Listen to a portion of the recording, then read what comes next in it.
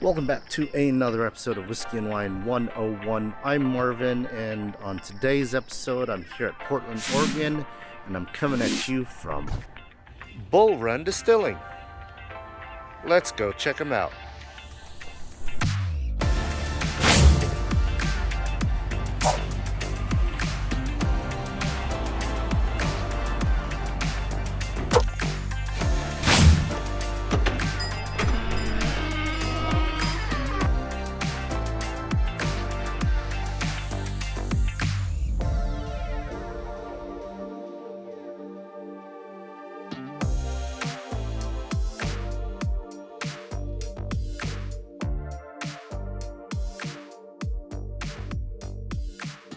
Welcome back to another episode of Whiskey and Wine 101. I'm Marvin, and I am here at the Bull Run Distilling Co.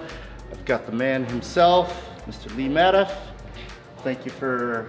Absolutely. Thank Absolutely. you. So, Bull Run, this is your baby. Mm-hmm. Can you tell us a little bit about Bull Run? When it started, sure. How it started? Sure. This is my second distillery, hopefully my last one. And I wanted to start Bull Run basically as a primarily whiskey distillery. I just saw craft spirits kind of really evolving and growing, but whiskey was really kind of like, I thought, the holy grail of that. And of course, there's much more time, effort, and focus needs to be done to make a craft whiskey than it is like a gin product or vodka, things like that. You can't just brew it and sell it. Right. It takes time, takes effort, but I saw that was really where I thought the real energy was going, and so I wanted to really focus on that exclusively. My previous distillery, we were making gin there very successfully, and we did a little bit of whiskey on the side, I would probably say. And when we finally released it, it was a huge success. I mean, we sold out of everything right away. So that was when the light bulb really went off, and I thought, wow, this is the direction we need to go.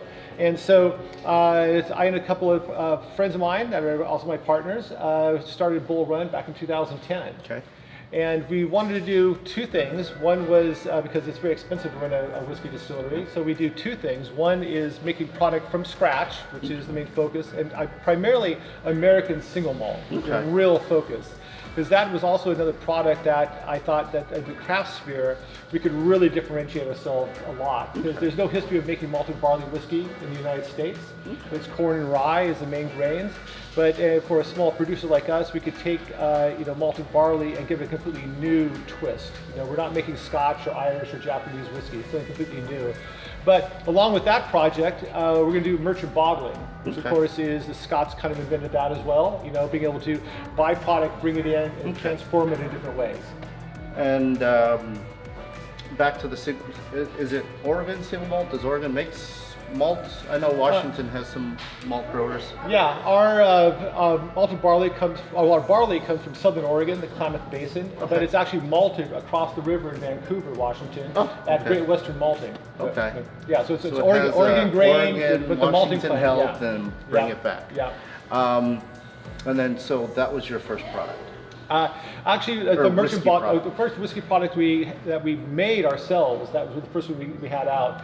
Like I said, the bourbon that we have out was the very first thing that we actually had bottled up and sent out. It was a merchant bottled product. Okay. So, what was the size of your first still? I'm curious. When I first started distilling, with my first distillery, it was maybe like a 60-gallon still, very, very small. And whether you have a 5,000-gallon still or a 500-gallon still or a 5-gallon still, they all run the same way, basically. It's just that it takes an awful lot to make very little when it comes to distillation. So the bigger still that we could get, the better. So we could actually produce as much product as possible. And so with the stills that we have here, they're two 800-gallon pot stills, and we can produce, basically, we do a double distillation, and on the final distillation, we can usually get to be able to fill enough to fill 5 barrels worth of whiskey.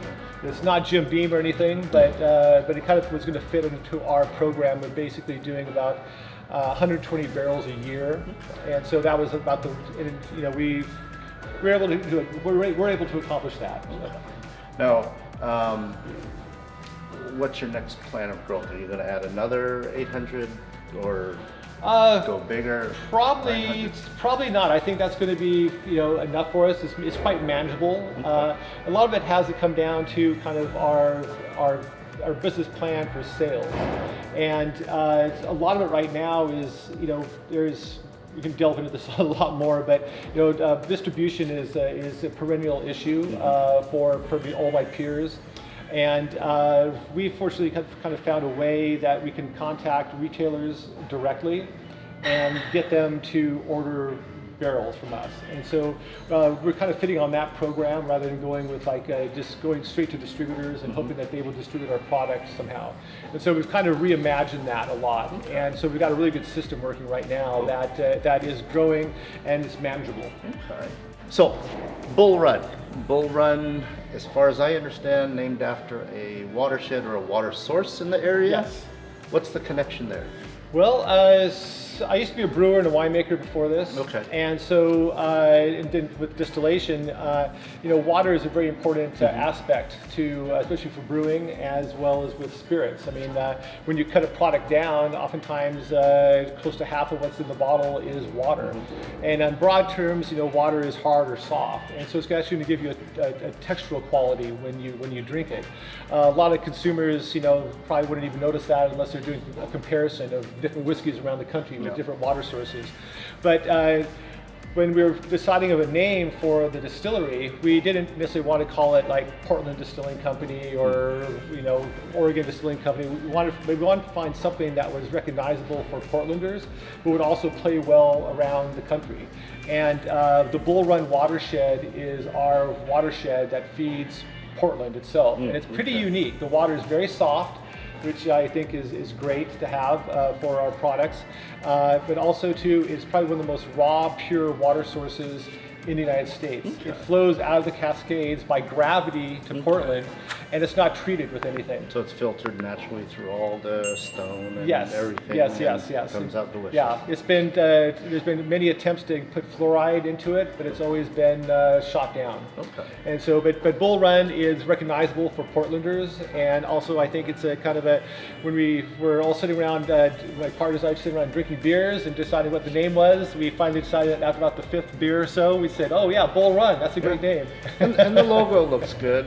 You've got the bull mascot. I guess some older releases, or maybe it's still there. Temperance? Yes. So the idea when we first started out, before we actually had anything that we had made personally here released, I was going to be kind of taking a page from the wine industry and having thinking about a second label. Okay. And Temperance was going to be our merchant bottle label. Okay. And then when we brought out our products, we called them Bull Run. Well, as we got closer to bringing out the malted barley whiskey, our first thing out, we just realized talking to distributors that there's going to be a lot of confusion happening. Okay. And so we decided just to pull the Band-Aid off and switch everything to Bull Run. Okay. Merchant bottle products as well as things that we make in-house. And then on the back of the label, it's always explained on the back of the label, like if it's whether a merchant bottle or is made in-house. Okay. Let's move inside. Yeah. Sure.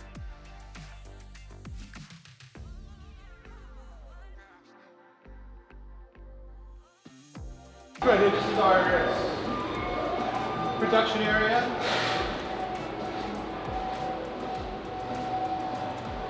How many barrels do you have right now?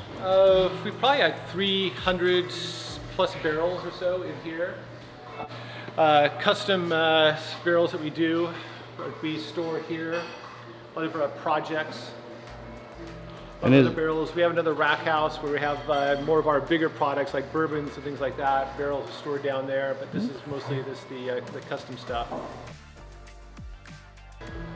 And these are two 800-gallon pot stills. They were designed. I designed them here, and I designed them basically to make whiskey, rum, things like that. We don't make any neutral grain spirit or anything like that. Okay. So no vodkas and. No. Yeah, vodka is the sort of thing that doesn't, as far as a craft goes, to make it from scratch is really, really expensive.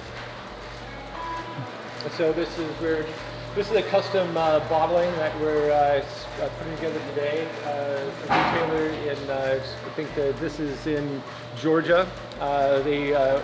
This it's an American whiskey, but it's been in a Nocino barrel, the finished Nocino barrel. And so they've purchased that, and now we're getting it filtered, ready for bottling. How long does it take to bottle? Not very long. I mean, it's basically one barrel, so we're looking at like 20-some cases. So it's not that quick, hard to do. But we've been cranking them out. I mean, a lot of our business is focused on doing that. Basically, selling barrels to retailers around the country. Okay. Cool.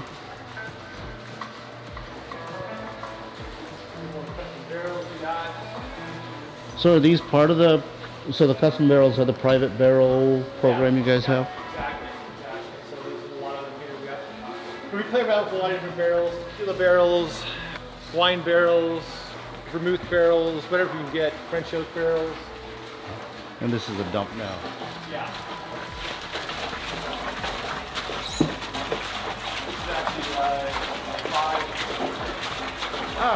Okay. I was going to ask you later about rye. Because as far as I can tell, you guys only have the Carlton rye right now? Yeah, it's the Carlton rye. Yeah. And that one's just not finished rye yet. No, yeah, we'll finish it. Yeah. It's pretty soft. It's a little different than a lot of rye.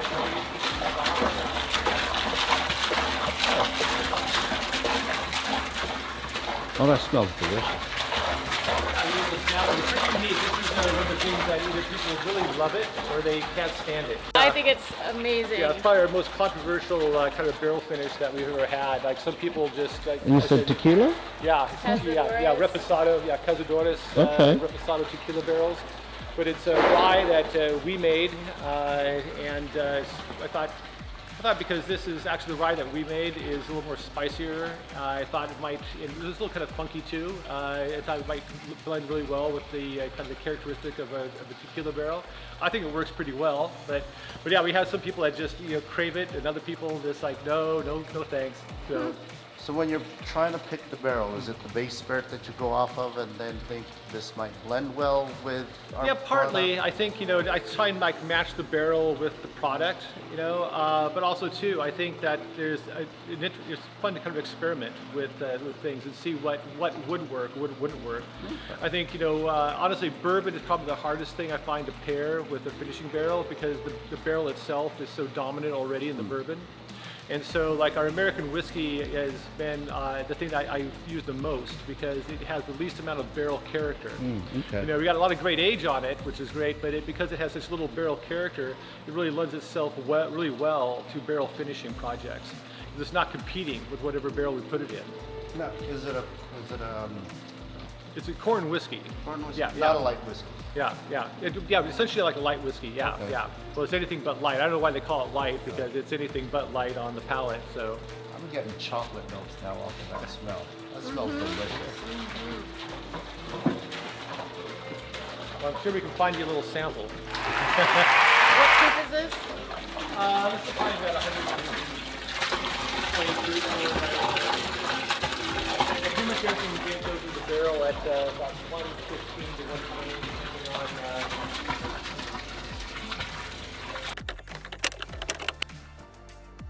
Yeah, so we got this building back in 2010 and been here ever since. Yeah, so it's a great location. We just live up the hill, so it's nice, conveniently located. Quick commute. But also too, for our tasting room, it's great because it's a busy part of the city.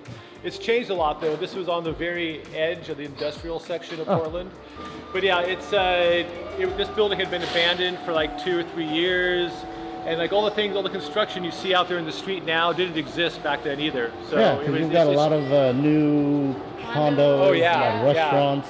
Yeah, it's been a lot. It just used to be just warehouses and the hospital around parking here. lots is what it used to be. I mean, with that said, though, people wander in and say, "What kind of sandwich do you have here? Do you have a place for my family to come in here and sit down?" It's like, no, we make whiskey here. We don't Okay. have. It's like So a no little. food Yeah, or- we have Yeah. a little speakeasy tasting room, and it's really just that, a tasting room. We don't really do, cocktails out of it or.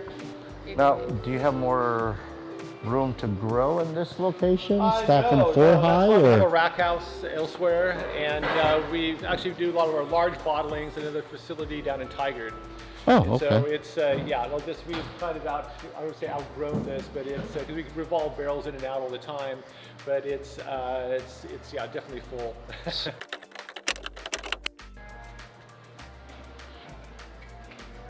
More barrels. These are all kind of finishing projects that we're doing with other people. These are all pretty much everything here has already been purchased, and so they're just being aged. I haven't tried Stone Barn yet. I heard they're you good. should definitely check them out. Yeah. Yeah, they're fun. Portland Distillery. It's near here, I think, correct? Yeah, they're over on the other side of town, but yeah, they're great. But yeah, we're actually storing some barrels for them because they don't have any, they have less room than we do. Oh, so this is their stuff. Yeah, we're storing, yeah, so these few rows right here are their barrels. And so we're storing them for them. So very like a knit family in this area. Oh yeah, no, we all get along, you know, we all know each other and stuff, so we help each other out whenever we can. But yeah, they have a premium on room over at their place. And then around the other side is nothing but just, this is our case goods down here. Oh, the final product before it gets shipped out? Yeah. We've got some sherry barrels in as well. So we've got, we filled about 6 of them the other day, and now we got 3 more we're going to fill up. Very cool. All right, so we're now in the tasting room here at the Quimby location. What do we got first? Well, this is our Pacific rum. This is a product that we were making at the very beginning when we first started. And after a little bit of a hiatus, it's kind of getting a resurrection. There seems to be a little more interest in rum than there used to be when we first started. And so we call it Pacific rum because it was made from Hawaiian turbinado sugar. And this has actually been aging in barrel. We bottled this up probably at the end of last year, but this probably comes from 2013 and was manufactured, and it's been sitting in barrel since then, in ex-bourbon barrels. Okay. But it has definitely, you know, the barrel characteristic, but also because we're using turbinado sugar, it has more of that kind of agricole, kind of, you know, funky grassiness to it. So, off camera we talked about Hawaii, but that mud, the grass, the burntness, that is my childhood. So I'm excited to try Cheers. this. Cheers. Cheers. Oh.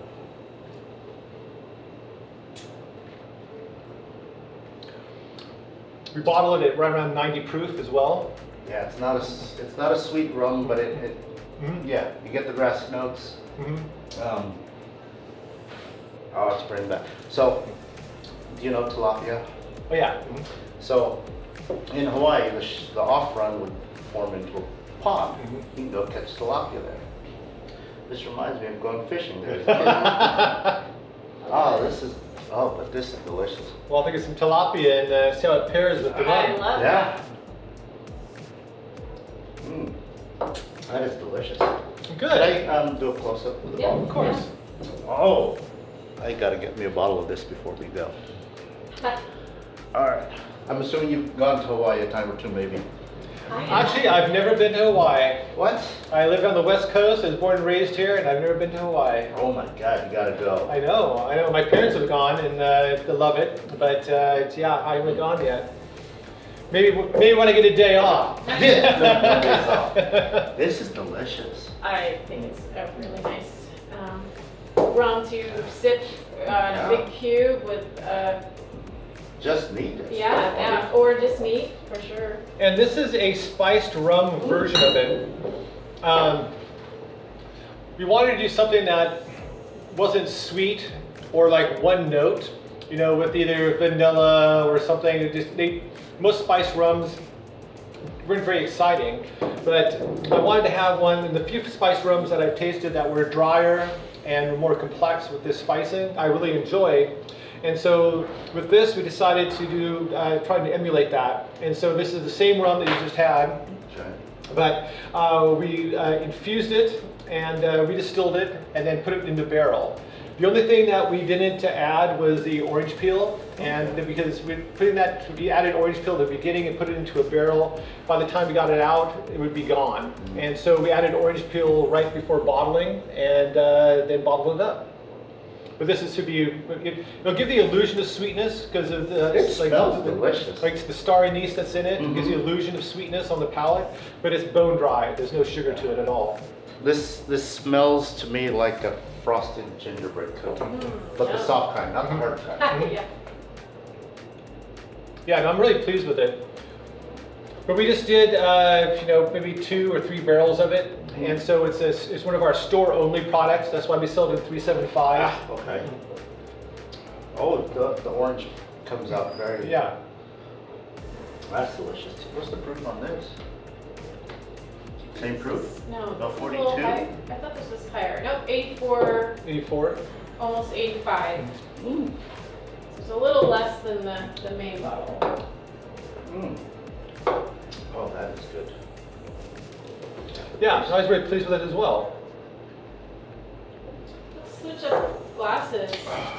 And So then, this is available here, Yes, yes. okay? If you're a rum head, Pacific Rum, here. How about at the other, is it at? At Carlton location too. Okay. Yeah, other tasting rooms Okay. at Carlton. Okay.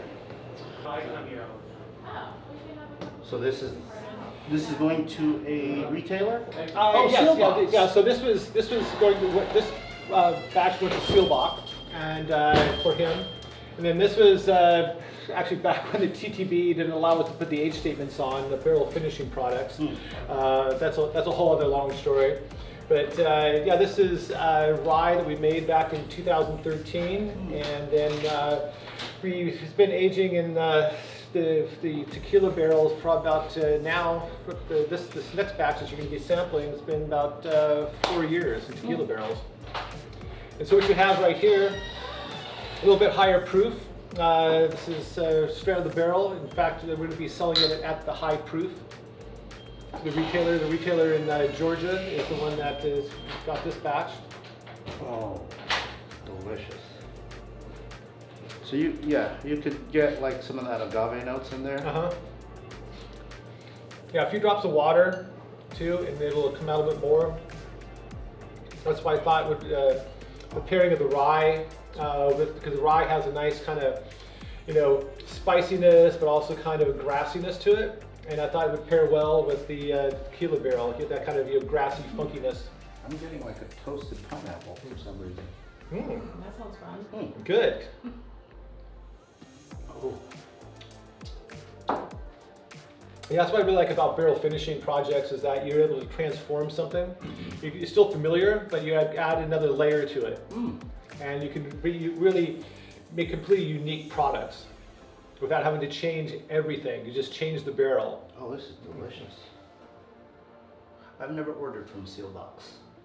Oh, they're one of our best customers. We've done many barrel picks with them, and he has quite an extensive online retail shop. So we like getting our bottles in his hands so that more customers can order and have it shipped, since we are able to do that in Oregon. Okay.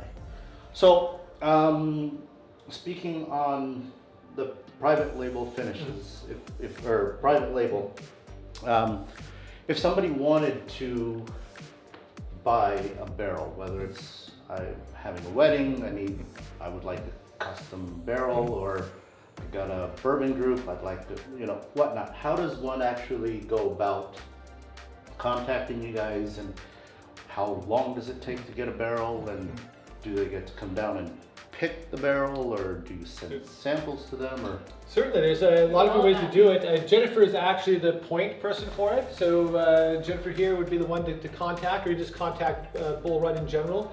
And we can either send samples out to you, or if you're local, or even if you're not, if you want to come by, you can always come by and see what we've got available at the time. And then we just, send out a little questionnaire just so we have all of that information all together, and whether it's, how many members are in your group. I always think it's interesting to find out like where, the group is, how many members, obviously what the group likes, and then that way we're able to pick out the samples and match perfectly. the customer. Yeah, and we can usually do like our regular label, and then we can always put a custom strip on it, saying like, you know, bottled exclusively for such and such. But we've also done completely new labels for especially some whiskey groups, want their own personal label, and so we can do that. There's more time involved in that, of course, because you can do the label design and get that approved. There's another layer of compliance on that, yeah, for TTB. But essentially, from start to finish, you know, you're probably looking at 6 weeks or so to be able to get it. It's one of our main kind of core businesses that we have is the custom barrels, and so we're pretty backed up, which is great. I can't complain too much, but yeah, I'd say like 6 weeks is probably, you know, the best case scenario with it. And everything will depend on state by state. Yeah, every state's different. There's 50 different states, so there's 50 different liquor laws. And so, yeah, I mean, it's so, you know, if it's a state that we're not in, we do have to go through a distributor just to as a pass-through. And then depending on the state, it has to then be sold through a retailer or an agent of some sort. And so we got to follow all the rules and regulations, but it's been working. And in fact, we have you know, licenses with probably half the states right now. So if somebody purchased a barrel from you guys, could they technically come here and get it from you, and then? The empty barrel after it's bottled. Okay, after it's bottled. If they wanted it to be the full barrel, it would have to be passed through to like another distributor that has a distributor license. Okay. And it could be, you know, sent that way, I suppose. But yeah, if they wanted to come here and buy it directly from us, Oregon's a control state, and so we wouldn't be able to. We'd have to sell it at a price that's set by the state. So it's basically it's a 100% markup essentially. So if you know, we could, you know, we have a certain margin we need off of it depending on the age and everything. But selling it through the state of Oregon, we'd have to, you know, get a product code, all that sort of thing. But sell it at the OLCC, you know, rate. Off subject. So if so all this is owned by the state and then you sell it, or this is yours and you sell it? Actually, this is considered a liquor store. Oh. And so this is, you know, we take care of the inventory and we sell it, but we get to keep a lot more of the money for it. So the state takes a small cut compared to what they would actually, if you went to another state, actually a state-run liquor store that wasn't attached to a distillery, you'd be paying the same price, but the bottle price is exactly the same. But us as running it as a distillery, we actually get to keep more of that bottle price. That is delicious.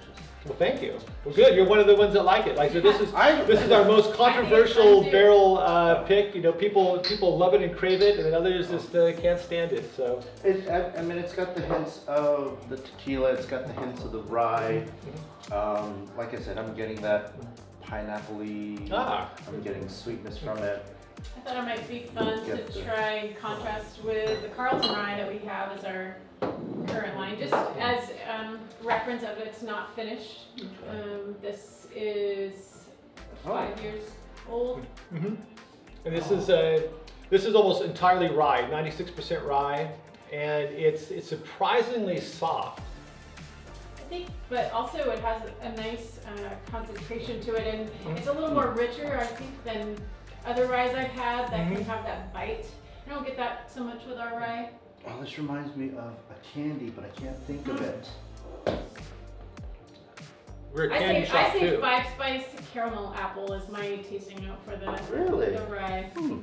The nose is just like pure candy for me, but I can't think of a candy. We should put a candy store on the outside of the building now too. Definitely more subdued, minus the tequila finish. Tequila barrel finish. It's soft. Well, this is also cut to, it's 90 proof, and this was 120.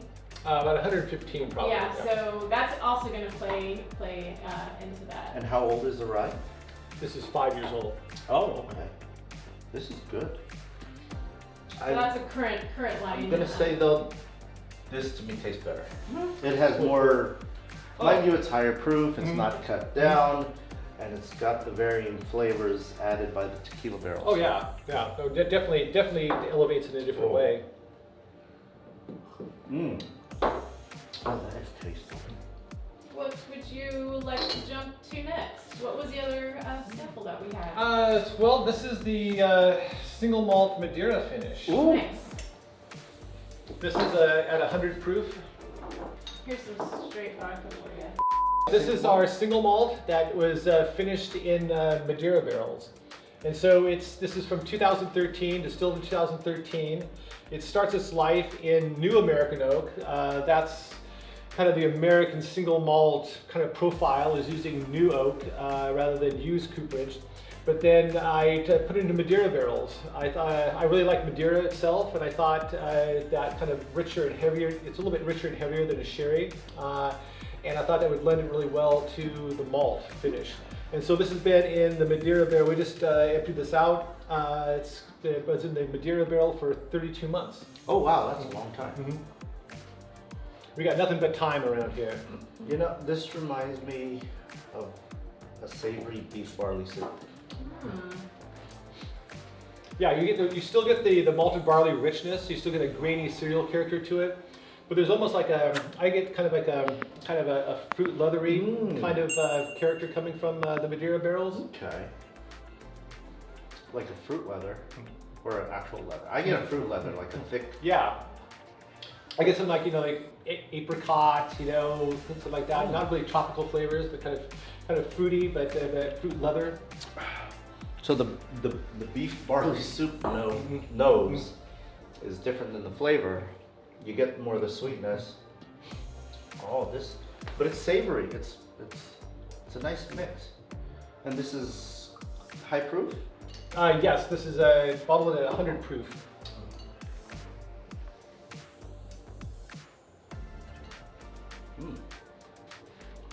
Cheers. Cheers. Glad you enjoy it. Oh, you guys have good stuff.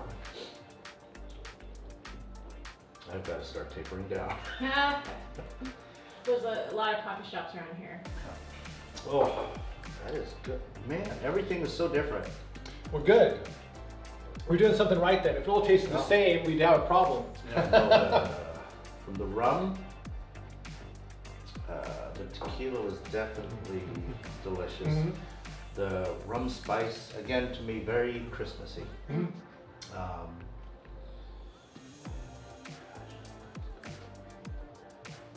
then Single malt. Secret with malt. The single malt, yes. And that's going to seal box. That's the one going to seal box.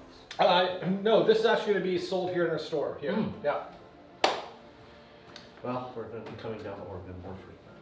Yeah, we'll probably get labels in another 2 weeks or so. Yeah, you have my and then, contact, and if you let me know, I can let you know or put stuff aside or whatnot. Can we try one more? Yeah. Call it.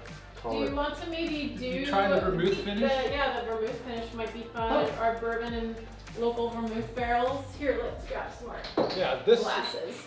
This is actually what got me started on the barrel finishing projects.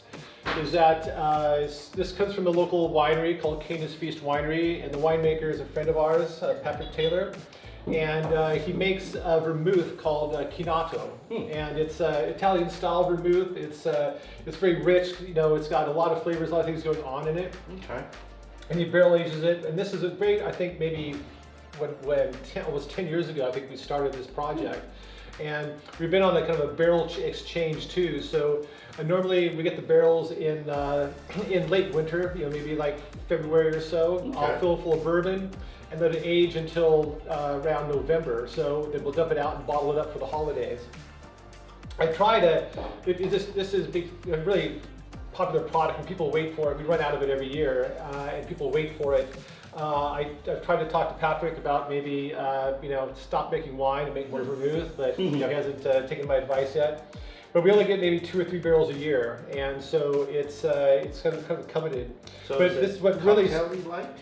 It's like a deconstructed Manhattan to me. You don't really need to add the vermouth because it's getting that from the staves. If you really wanted to make it luxurious, you could do the Luxardo cherry and a little bar spoonful of that syrup.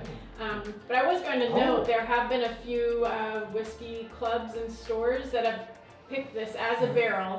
So you will see those floating around just exclusively as a full bottle of this 750 ml bourbon. Yeah, a local liquor Finish store, in Westmoreland Liquor, is a local liquor store here in Portland that they purchased an entire barrel of it. That's my next stop after here. Oh, it's such good. And they have 3 barrel picks from us right now. And to note, we don't even have the Cabernet Finish American whiskey, the 14-year, in our tasting room. So it's one of the only places to get it in Oregon.